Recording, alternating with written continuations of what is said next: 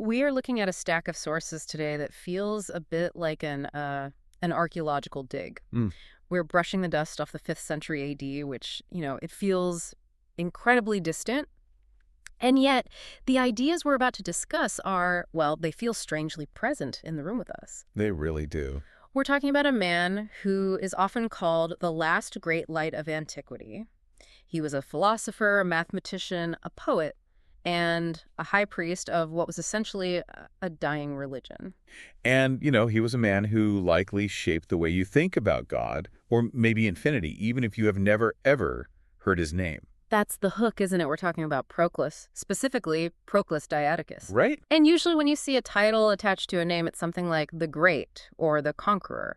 But Diadochus, that means the successor. It does. And in the context of ancient Athens, that's a title that carries a massive amount of weight. Yeah. It immediately begs the question, successor to whom? Yeah, I'm assuming we're not talking about a political dynasty here. No, nothing like that. This is an intellectual dynasty. Proclus was the successor to Plato. To Plato. He was the head of the Neoplatonic Academy in Athens. And you have to remember, by the time Proclus takes the chair in the 5th century, that institution represents nearly 1,000 years of continuous philosophical tradition. 1,000 years. He is, quite literally, sitting in the seat of the master. That feels like just an immense burden. You're not just a professor at that point. You are the living embodiment of a millennium of thought. And he took that burden so seriously. Our mission, really, in this deep dive is to try and understand how Proclus, who was living in a world that was rapidly turning against his beliefs. Right, the Christianization of the empire. Exactly. How he managed to construct a system of thought that was so robust, so intricate, that it basically became a theory of everything. And the irony, which I know we'll get to, is that this system became the secret architecture for the very religions that were trying to replace him. It's an incredible story. So we're pulling from some pretty dense material today. We've got the biography written by his student and his own successor, Marinus, which gives us a look at the man himself. We have his own commentaries on Plato and Euclid, they're just massive. Huge, yeah. And then we have modern historical analysis of how these texts even survived. But I want to start with the man, because when I was reading Marinus' account, the first thing that hit me wasn't the philosophy. It was just the sheer exhaustion I felt reading about his schedule. You're talking about his daily output. I am. Marinus claims Proclus wrote 700 lines of text every single day. It's staggering. I tried to visualize that. That's not just, scribbling in a journal. This is composing complex, high-level philosophical arguments in ancient Greek by hand, probably by candlelight. It's an industrial level of production. Yeah. And you have to remember, he wasn't doing this in a vacuum, in isolation. He was teaching, he was holding tutorials, he was performing religious rituals multiple times a day. And running the academy. And running the entire academy. 700 lines. I mean, that's basically writing a short book every single week while also being a university president and a full-time priest. It speaks to a kind of urgency, doesn't it? Proclus was living in the twilight of his civilization. He likely felt that if he didn't write it all down, if he didn't systematize it now, it would just be lost forever. A race against time. But Marinus is really careful to tell us that he wasn't some, miserable, hunched-over workaholic. He describes Proclus as prosperous, generous, and very socially active. Yeah, the sources mention he was a vegetarian and a bachelor, and he lived in this really nice house in Athens. He's supposed to have been a magnet for people. He absolutely was. He wasn't a hermit in a cave. He was deeply engaged with his students, with his friends. He had a very specific vibe, for lack of a better word. He was even described as having this sort of radiant quality about him. But that social grace was paired with this just terrifying intellectual discipline. It's an unusual combination. And it's that discipline that led to these massive works. I mean, Hegel, the German philosopher, centuries later, he called Proclus's Platonic theology the true turning point from ancient philosophy to Christianity. Which is such a bold claim. It's a huge claim. It suggests that Proclus is the pivot on which the whole history of Western thought turns. And Hegel's reasoning, I think, was that he saw Proclus as the moment where the ancient world's kind of messy, vibrant polytheism got organized. It got sorted into a strict logical hierarchy. Proclus essentially cleaned up the ancient world, packaged it, and made it ready for the medieval world to digest. He created the system. He created the system. And to understand how he did that, we really need to look at where he came from. He wasn't actually an Athenian by birth, was he? No, not at all. He was born in Constantinople in 412 AD. His family was from Lycia, which is in modern-day Turkey. They were high-status, aristocrats. Right. And like a lot of high-status young men of that era, his path was pretty much predetermined. His father was a high-ranking lawyer, a jurist, and Proclus was sent to Alexandria to follow in those exact footsteps. So he was studying rhetoric and Roman law. The whole package. This is such a classic narrative arc, isn't it? The golden child sent off to the best schools to join the family firm. And by all accounts, he was really good at it. He was a successful practicing lawyer in Constantinople for a brief period. He had the mind for it, that ability to organize incredibly complex information, the rhetorical skill. He could have been a very powerful, very wealthy bureaucrat. But then he hits a wall. He does. The sources describe a trip he took back to Constantinople with his instructor, and he has this epiphany. He realizes he absolutely hates the law. He truly preferred philosophy, is the quote. I think a lot of people can relate to that moment. You're good at something, you're on a successful path, but you realize deep down it doesn't feed your soul. For Proclus, the law was all about, temporary human squabbles over property and contracts. Philosophy was about eternal truth, about the structure of reality itself. A slightly bigger topic. Just a bit. So he goes back to Alexandria, but he pivots hard. He starts studying Aristotle under a guy named Olympiodorus the Elder, and then mathematics under a teacher named Heron. And we should clarify, for anyone furiously Googling this right now, this is not Hero of Alexandria, the guy who invented the steam engine. Right. Different Heron. An important distinction. But this period in Alexandria is crucial, because Proclus very quickly runs into a problem. Which is? He's smarter than his teachers. That's a tough spot to be in for a student. The sources say he became dissatisfied. The level of instruction in Alexandria just wasn't rigorous enough for him. It wasn't spiritual enough. He wanted the real deal. So in 431 AD, when he's about 19 years old, he makes the pilgrimage. He goes to Athens. Athens in 431 AD. Let's take that picture. This is not the golden age of Pericles anymore, is it? Not even close. It's essentially a quiet university town. But, and this is a huge but, it is still the symbolic heart of paganism. The Roman Empire is rapidly, aggressively Christianizing. Temples are being closed. They're being converted into churches. There's real pressure. But in Athens, the academy is holding on. It's an enclave. It's the last bastion. So Proclus arrives, this brilliant young man looking for the real stuff. And he finds it? Oh, he finds it. He studies under Plutarch of Athens, again, not the famous biographer, a different philosopher, and then under a man named Syrianus, who becomes his key mentor. And he also studied with a woman, right? Asclepiadina. Yes. Which is fascinating. She was the daughter of Plutarch of Athens, and she's the one who teaches him the more mystical side of the tradition. She instructs him in the Chaldean oracles and the chirurgical rituals. So he's getting the logic from Syrianus and the magic from Asclepiadina. He's getting the complete curriculum, and his rise is just incredibly fast. Meteoric is the word. He succeeds Syrianus as the head of the academy in 437 AD. He's, roughly 25 years old? So 25. He's 25.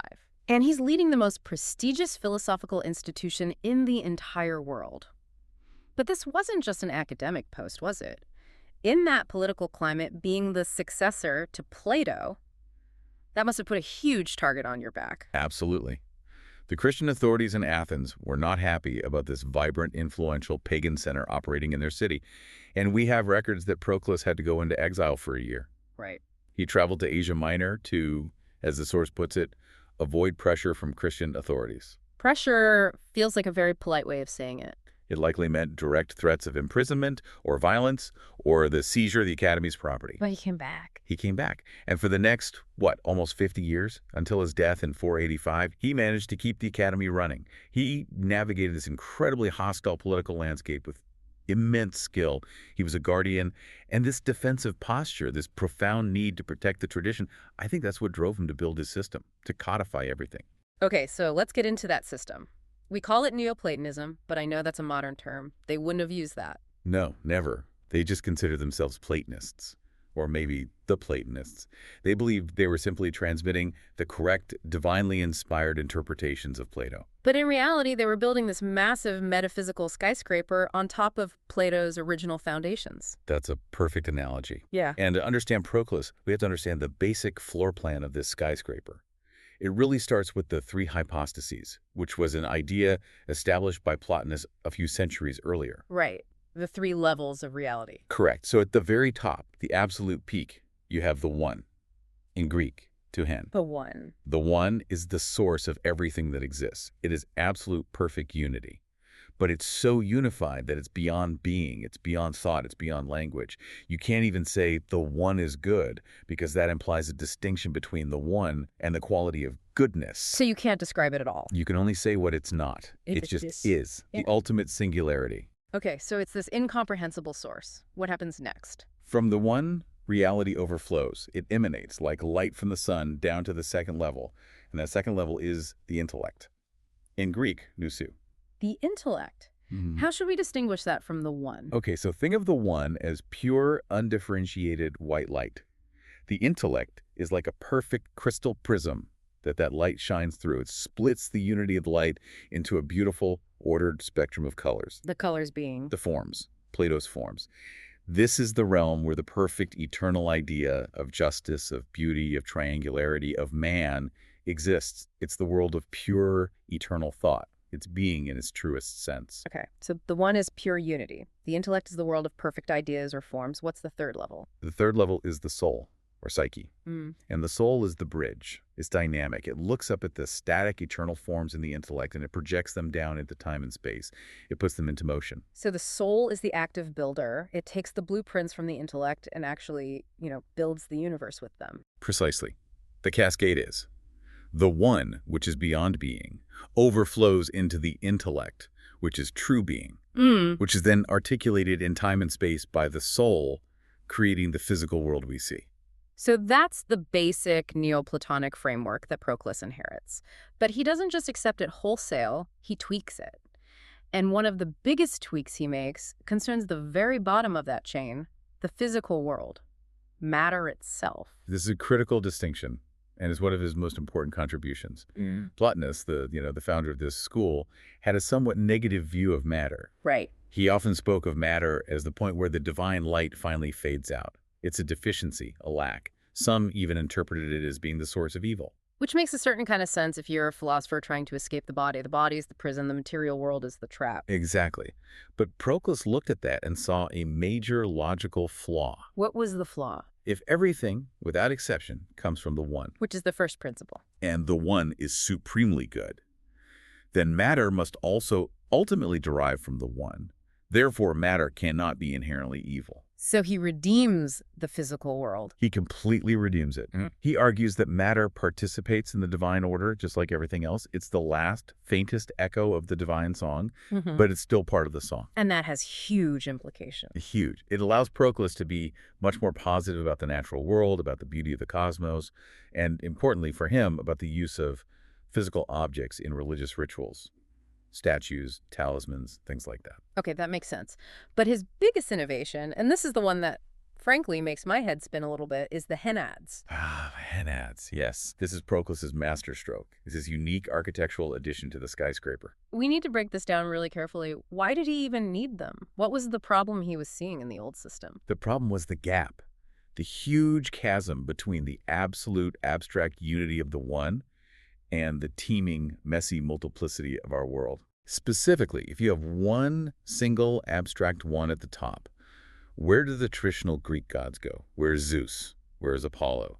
Where's Athena? Are they just metaphors for aspects of the one? And for a devout pagan priest like Proclus, reducing the gods he worships every day to mere metaphors that's unacceptable. They have to be real, distinct entities. Precisely. He needed to find a place for the gods in the org chart of reality. So Proclus introduces a new layer. He inserts it between the one and the intellect. And he calls this layer the Henads. The Henads. The word comes from the Greek hen, which just means one or unit. So there isn't just the one. There are the ones, plural. You could think of them as unitary gods or super gods. They participate in the nature of the one. They are beyond being. They are pure unity, but they are also distinct from one another. Each Henad is the unique source, the head of a specific chain of reality. A chain. Okay, this is a key term for Proclus. Serera, I think, is the Greek. Yes, Sarai. Chains. This is the core of his vision. Imagine a series of great luminous chains hanging down from the highest heaven to the lowest bit of earth. Okay. At the very top of one chain holding it is a Henad. Let's call this Henad by its traditional name. Helios, the sun god. Okay, so Helios the Henad is at the top. The divine power and character of Helios then cascades down that specific chain. In the realm of the intellect, it manifests as the perfect idea of the sun. In the realm of the soul, it manifests as the animating principles of sun-like beings, like, say, angels or demons associated with the sun.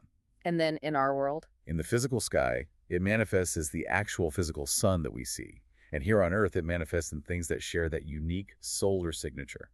The metal gold, sunflowers, roosters, certain sun-colored stones. So a sunflower isn't just a plant that happens to look like the sun? No, for Proclus, it is the bottommost link of a metaphysical chain that leads directly back uninterrupted to the god Helios. Wow. And this applies to everything. Everything. There's an Apollonian chain, which includes things like music, healing, prophecy, the laurel tree. There's a Hermetic chain for communication, travel, interpretation. Proclus sees the entire universe as what he calls a polycentric network. It's not one center, but many. Every single thing in reality belongs to one or more of these divine series. So he solved the problem of how a single one creates a diverse many. He basically said the one first creates a kind of divine committee, a board of directors. A divine bureaucracy is a great way to put it, or a divine taxonomy. And what's so beautiful about it, from his perspective, is that it connects everything. It means the world is thick with divinity. You aren't separated from the gods by some uncrossable abyss. You are literally surrounded by their signatures, their presence in the world. And he didn't just, write this down as a nice idea. He tried to prove it like a mathematician. He did. His book, The Elements of Theology, is one of the most audacious texts ever written. It is structured exactly like Euclid's Elements of Geometry. It's made up of 211 propositions, each with a formal proof. Give us a taste of how that reads. Is it accessible? It's dry. It's incredibly rigorous. Proposition 1 is, every manifold in some way participates in unity. Okay, that seems straightforward enough. A group of things has to have some kind of oneness to be a group. Exactly. And the proof is, if a multitude were not one in any way, it would be nothing. It wouldn't be a group of things. It would be absolute chaos without any definition. Therefore, unity must be primary. And he just builds from there. Proposition 5. Every manifold is posterior to the one. He builds these axioms one by one, logically, relentlessly, proving why the one must exist, why the intellect must follow, why souls must ascend. It's an attempt to make theology as certain, as irrefutable as geometry. If you accept Proposition 1, you are logically forced eventually to accept Proposition 211, which deals with the souls of humans. That was the goal, to make the existence of the gods as certain as the Pythagorean theorem. But this brings us to what seems like a major conflict. We have Proclus the logician writing these dry, rigorous proofs, but then we have Proclus the magician. We have to talk about Theurgy. Theurgy, yes. Literally, it means God work. To a modern listener, this sounds like a hard left turn. I have just proven the entire structure of the universe with impeccable logic. Now please hand me that magic wand. Why did he need rituals if his logic was so solid? Because Proclus believed that the individual human soul is, well, it's damaged, it's fallen. It has descended down the chain into a physical body, and it's become distracted by our senses, overwhelmed by our passions, and it has forgotten where it came from. And logic isn't enough to fix that state of amnesia. Logic can help you draw a map. It can help you understand where you are and where you need to go. But it cannot by itself lift you up. The soul is too weak, too mired in the material world to ascend back to the one by intellect alone. We need leverage. We need help from the outside. And that help comes from those chains we were just talking about. Precisely. This is where the physics of the Henads becomes a practical technology. If you want to ascend the solar chain to purify your soul and reconnect with the divine intellect of Helios, you use the physical objects at the bottom of his chain. The sunflower, the gold. You use the sunflower, you use the gold, you use specific herbs, you chant specific incantations, the power-laden words associated with that specific god. Okay, but how does that actually work? Is it like a magnet? Is it a prayer? What's the mechanism? Proclus uses the analogy of sympathy or resonance. Think of two musical strings on a harp that are tuned to the exact same note. If you pluck one, the other one across the room will start to vibrate on its own. Sympathetic vibration. Right. The sunflower, in its very essence, vibrates with the metaphysical frequency of the Henad Helios. By engaging with the sunflower in a proper ritual context, by saying the divine passwords or names of the god, you are tuning the instrument of your own soul to that same frequency. And that vibration pulls you up the chain. The ritual draws you back up the chain towards your source. It's very important to note this isn't about commanding the gods like some sorcerer. It's about purifying and tuning the receiver of your own soul so that you can receive their divine influence. So it's more like spiritual radio engineering than casting spells? That's a great way to think about it. And Proclus was a true universalist in this. He famously said something like, "The philosopher should be the hierophant of the whole world." He didn't just practice Greek rites. No. Marinus tells us he was initiated into Orphic mysteries, he practiced Chaldean rituals, he studied Egyptian traditions. He believed that different nations and cultures had, over millennia, discovered different chains, different pathways back to the divine. He was collecting the keys to every single door he could find. If it worked to purify the soul and lead it back to its source, Proclus was interested. There's another type of intermediate being that serves as a bridge for Proclus, and it connects to your earlier point about him being a brilliant mathematician. We have to talk about his commentary on Euclid. Yes. This is a text that, on the surface, seems like it doesn't really fit with all the mystical, theurgical stuff. It's a commentary on Book 1 of Euclid's Elements, Geometry 101. But historically, this might be his single most important contribution to science. Why is it so critical? I mean, it's a commentary, not an original work. Because Proclus had, essentially, a library card to the Library of Alexandria before it was completely gone. He had access to a whole world of texts that are now lost to us. Specifically, a comprehensive history of geometry, written by Eudemus of Rhodes, who was a student of Aristotle. So when Proclus is writing his commentary, he's quoting and summarizing books that vanished from the earth 1,500 years ago. Correct. In his introduction, he preserves what we now call the Eudemian summary. He just casually lists the entire lineage of Greek mathematics. He tells us who did what. Thales, Mamercus, Hippias, Leodamus, Archytas, Theaetetus, Eudoxus. It's a roll call. It's the only reason we know who contributed what.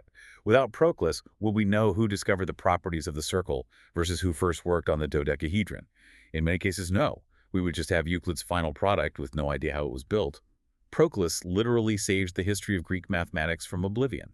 That's incredible. But for him, math wasn't just history. It was part of that ladder back to the one. Yes. This is so key to his thinking. Proclus places mathematical objects in a unique space between the messy physical world and the pure world of ideas. Why in the middle? Okay, think about a circle. A physical circle, a drawing in the sand, a dinner plate is never perfect. It has bumps, it gets scratched, it's made of matter, it changes, it's particular. Right. Now think of the idea of circularity in the realm of the intellect. It's perfect, but it's purely abstract. It is one single, unchangeable concept. But in geometry, you can imagine two perfect circles intersecting. Or three, you can manipulate them in your mind. They have extension and properties, but they aren't made of matter. They exist in the imagination. They're the training ground. They are the gymnasium of the soul. Proclus believed that doing geometry forces your mind to detach from unreliable sensory data and to contemplate pure, eternal structures. It is the perfect preparation for the philosophical contemplation of the forms. It gets you ready for the beatific vision. So it's the mental equivalent of the sunflower ritual. One uses physical objects to lift the soul. The other uses pure shapes to lift the mind. Both are bridges. Both are forms of ascent. And in his commentary on Plato's Timaeus, he goes even further. He explains in exhaustive detail how the world soul creates the physical body of the universe, using mathematical proportions, harmonic ratios, arithmetic, and geometric means. He literally views the cosmos as a crystallized mathematical construct. God geometrizes, as the saying goes. To Proclus, that was not a metaphor. Yeah. It was the literal truth. So we have this incredible, almost paradoxical image of a man. He is a rigorous logician, a historian of science, a practitioner of ritual magic, and the leader of the academy. He is fighting this desperate, brilliant battle to preserve the pagan tradition, and he loses. He loses.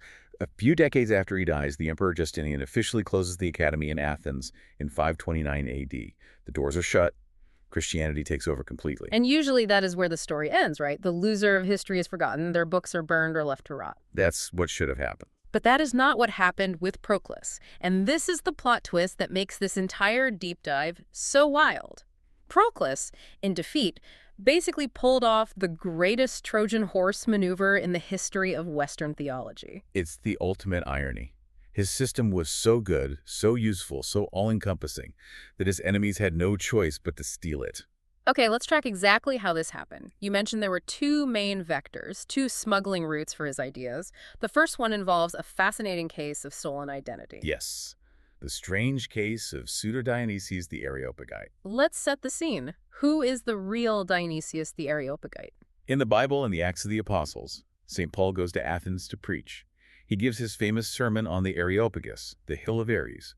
Most of the sophisticated Athenian philosophers there laugh at him, but one of them, a judge named Dionysius, converts to Christianity. Okay, so he's a first-century Christian, a direct convert of St. Paul himself. In terms of authority, that is as good as it gets. Apostolic authority. The highest level. Now, fast forward to the late 5th or early 6th century. This is just a generation or so after Proclus dies.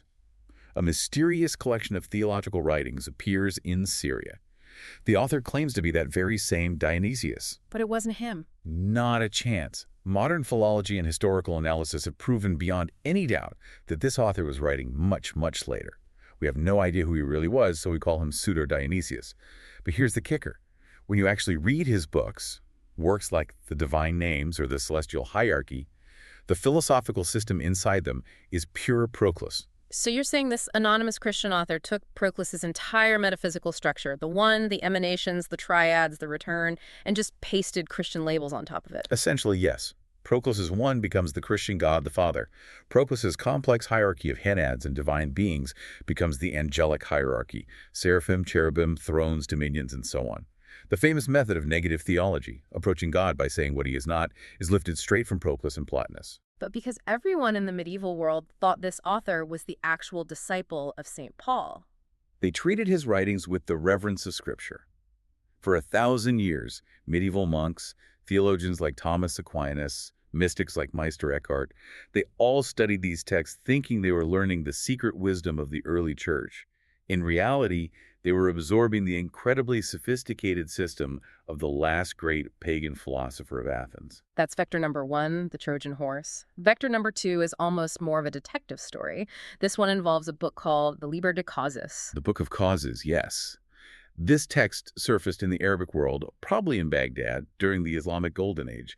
It's a brilliant, concise summary of Neoplatonic metaphysics. 32 propositions. And who did the Islamic and later the Christian scholars think wrote it? Aristotle. Aristotle.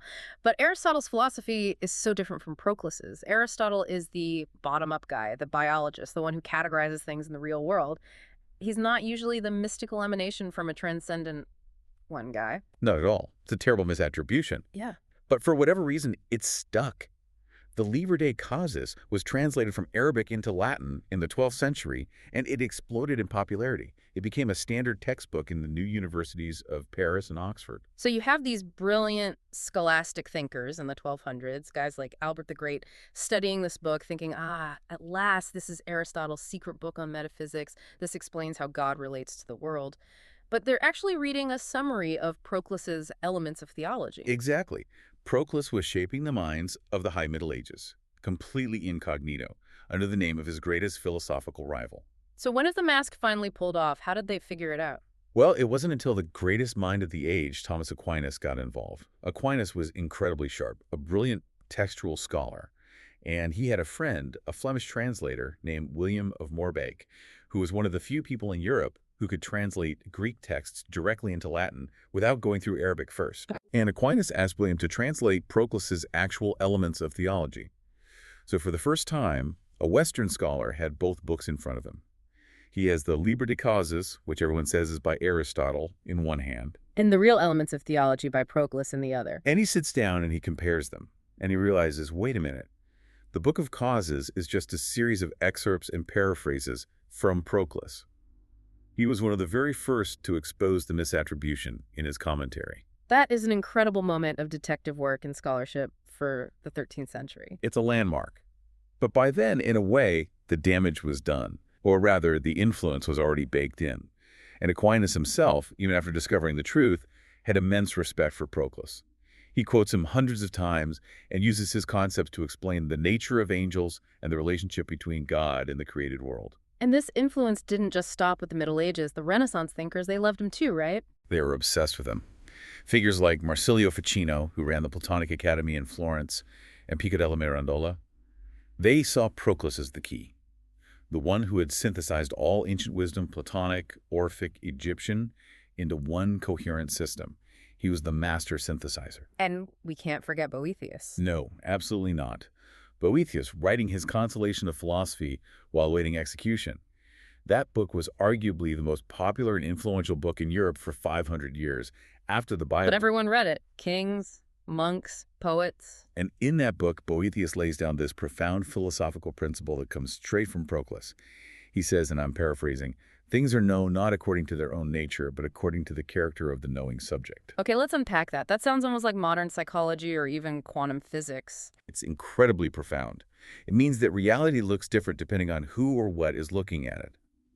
A plant experiences the world through simple sensation, an animal through instinct and imagination, a human through reason.